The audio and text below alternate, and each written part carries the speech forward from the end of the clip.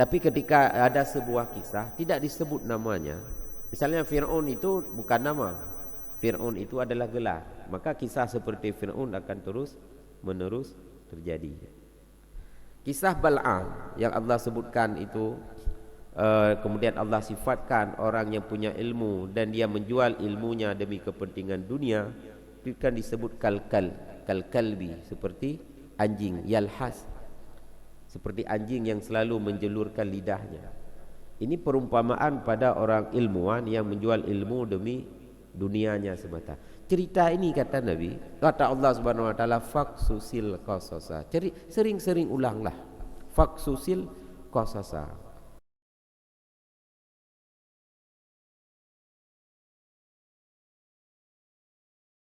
Warahmatullahi wabarakatuh. Alhamdulillah, salatu wassalamu ala Rasulillah wa ala alihi wa ashabihi wa man tabi'ah, amma ba'd. Raditu billahi rabba wa bil islami dina wa bi Muhammadin nabiyya wa rasulah. Jamaah sekalian yang semoga selalu dirahmati oleh Allah Subhanahu wa taala, marilah sama-sama kita terus memuji Allah, bertahmid, bertasbih, bertahlil sambil kita niat i'tikaf ya. Kemudian selalu kita menyampaikan selawat dan salam kepada Rasulullah Nabi Allah Muhammad sallallahu alaihi wasallam. Jemaah sekalian, orang tua kami, guru-guru kami semua yang kami hormati dan kami muliakan ya. Di dalam Al-Quran ada sepotong ayat yang menghendaki kita untuk terus mentadabburinya. Kemudian sebelum kita bacakan beberapa ayat Al-Quran ya, ada hal yang penting ketika kita berhadapan dengan Quran. Dalam Al-Quran Allah menyebutkan terkadang dengan membaca, dengan kalimat membaca, ya iqra, bacalah, atau qara'a, bacaan.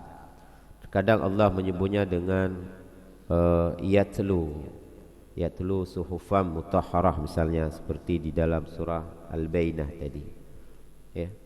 Ada beda antara qara'a dan tilawah. Kalau qara'a, apa yang kita baca tidak mesti harus kita ikut. Itu dalam kajian dari sisi bahasa. Apa yang kita baca belum tentu perlu kita ikut. Maka ada sebahagian dalam Al-Quran itu disebut dengan qara'a, ada yang sebagian disebut dengan tilawah. Tapi ketika disebut dengan tilawah, misalnya tilawatil Quran, maka dia mesti kita ikut. Dia beda antara qara'a dan tilawah. Kalau tilawah sudah mengandung qara'a, kalau qara'a belum tentu tilawah. Dan nanti di dalam surah Al-Anfal misalnya, salah satu tanda bahwa iman kita tak akan bertambah adalah ketika kita membacakan, apa bunyi ayatnya? Wa idza tuliyat alaihim ayatuhu zadatuhum imana. Iman kita akan bertambah apabila kita mentilawahkan Quran. Apa makna mentilawah? Bukan membaca saja, ikut. Kalau kita membaca saja tidak ikut Quran, tidak akan bertambah iman. Kan banyak orang baca Quran tapi tidak ikut. Ini maka beda sekali antara ayat kita fa idza qura'al Qur'anu fastami'u lah. Apabila kita ada yang membacakan Quran, itu kan konteksnya orang lain membaca, kita mendengar saja. Tapi apabila diri kita sendiri, yatlu namanya, kita membaca. Maka adalah Al-Quran itu, sekarang mana lebih banyak kita, qara'a atau tilawah? Baca hanya qara'a saja. Kalau qara'a saja tidak akan memberikan makna apapun. Fahla ada maksudnya, fahla ada, tetapi tidak menambah keimanan. Maka hari ini majlis Quran banyak, tetapi tidak menambah manfaat dari sisi akhlak. Nah, ini yang harus dibedakan. Kalau baca Quran di mana? Di kuburan juga orang banyak baca Quran. Itu bacaan memang namanya, memang dibaca. Qiraatul Quran lil mayyit.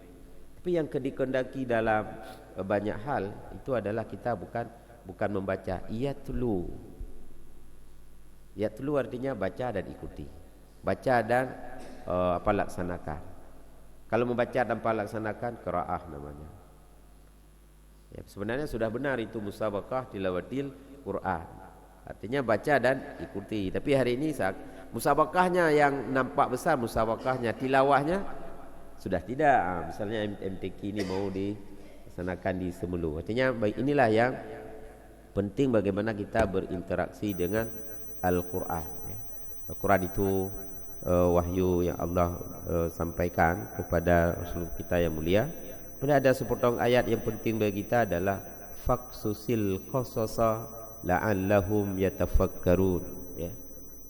Ceritakanlah tentang kisah-kisah dalam Al-Quran agar kita mau berfikir. Faqsusil qasasa ini ayat di dalam surah Al-A'raf setelah Allah menceritakan tentang kisah Bal'am.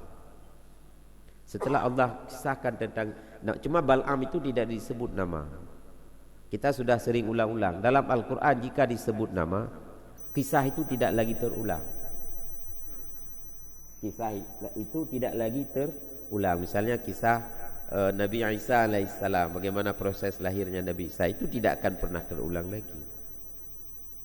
Tapi ketika ada sebuah kisah tidak disebut namanya, misalnya Fir'aun itu bukan nama, Fir'aun itu adalah gelar, maka kisah seperti Fir'aun akan terus menerus terjadi.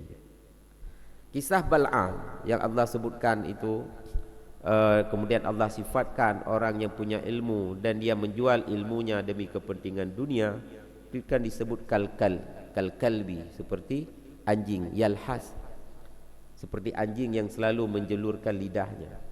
Ini perumpamaan pada orang ilmuwan yang menjual ilmu demi dunianya semata. Cerita ini, kata Nabi, kata Allah Subhanahu wa taala, faqsusil qasasa. Sering-sering ulanglah. Faqsusil qasasa. Maknanya apa? Ulang-ulangilah cerita ini. La'allahum yatafakkarun. Mudah-mudahan mereka mau berfikir, mudah-mudahan mereka mau berfikir. Kemudian dalam Al-Quran juga ada satu surah yang disebut dengan Al-Qasas, kisah-kisah. Kisah-kisah. Oleh karenanya dalam Al-Quran itu banyak sekali kisah, ya,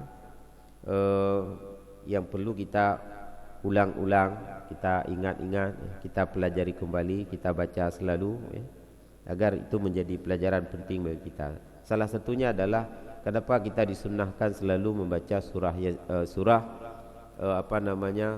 Kahfi di hari Jumat malam atau hari Jumat, ya. Karena dalam surah Kahfi itu ada satu cerita yang menarik, yaitu cerita dialog antara Nabi Musa dengan Nabi Khidir, ya. Apa ceritanya? Kenapa engkau, wahai Musa, Musa bertanya kepada Nabi Allah Khidir, ketika mereka datang satu kampung, kemudian mereka meminta makanan dan minuman tidak diberikan, tapi mau membangun kembali apa disebut dengan rumah yang sudah rontok, yang sudah roboh. Maka kata Nabi Khidir ketika beliau menjawabnya nanti, bahwa yang punya tanah ini, bahwa di bawah tanah ini ada banyak harta peninggalan, dan anak ini, orang tuanya itu, wakana abuhuma salihah, sungguh adalah ayah daripada kedua anak ini soleh. Maknanya apa? Kita tidak perlu terlalu khawatir terhadap anak dan keturunan kita jika kita orang soleh. Wakana abuhuma salihah, sungguh adalah ayah kedua, orang tua daripada kedua anak ini salihah, dalam bahwa mereka adalah orang tua yang soleh. Ini kisah ini jika direnungkan, bahwa kita tidak perlu terlalu khawatir bagaimana kehidupan anak kita nanti. Jika kita sendiri adalah anak yang orang tua yang soleh, tidak akan khawatir terhadap kehidupan anaknya di masa yang akan datang. Apalagi dalam kehidupan sekarang ini kan, secara psikologi ini, secara politik, ekonomi ini adulting namanya, tidak mudah menjadi dewasa sekarang. Biar tak lu mesti banyak-banyak kan hana tepu-tepu dah rayu kerau ya juga. Tapi hari ini anak-anak muda itu merasa tidak enak menjadi dewasa. Mengapa? tuntutan gaya hidup sudah sangat berbeda. Kita tidak tahu dulu HP. Sekarang HP tidak hanya cukup dengan yang tek-tek saja kan. Artinya itulah ada sebuah kondisi. Oleh karenanya tugas kita sebagai orang tua adalah terus menerus menjadi orang tua yang soleh, agar anak-anak kita dijamin oleh Allah Subhanahu wa taala. Wa kana abuhuma solihah. Sungguh adalah ayah daripada kedua anak ini adalah orang tua keduanya adalah orang soleh. Ketika orang tuanya sudah meninggal, dan dulu ketika dia hidup orang soleh, maka anaknya itu ada yang menjaganya. Harta yang ditinggalkan ada yang menjaganya. Kisah itu inspiratif bagi kita bahwa tidak perlu terlalu khawatir terhadap masa depan anak-anak kita jika kita ketika hidup adalah orang tua yang soleh. Soleh itu bukan berarti kita tidak ada dosa sama sekali. Sulit itu menjadi orang yang tidak ada dosa sama sekali. Tapi yang paling penting adalah memperbaharui taubat, istimrarut taubat. Taubat atas taubat. Hari ini kita salah. Ya, taubat memperbaiki terus menerus.